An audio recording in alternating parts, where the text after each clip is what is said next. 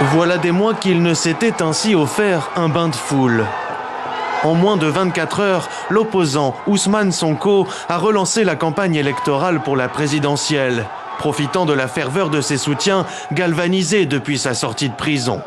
Une première apparition publique suivie d'une première prise de parole depuis sa libération. Il va falloir qu'on fasse un large front, un barrage contre ce qui se trame. Élection bi, Inch'Allah, dañ koy gagner.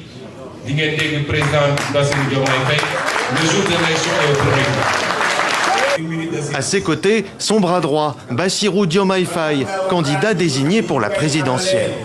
L'important, c'est pas moi.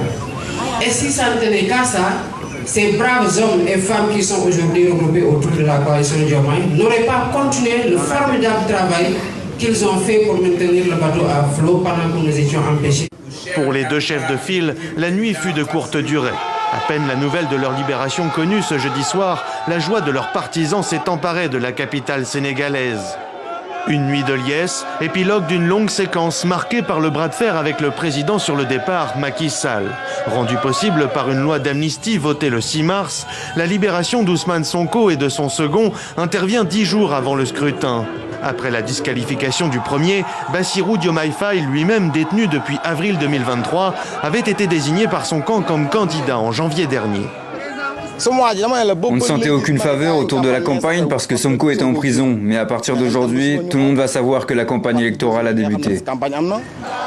Devant la presse ce vendredi, Ousmane Sonko a assuré que cette élection ne serait pas une guerre, tout en évoquant des comptes à rendre pour les actuels responsables en cas de victoire de son camp.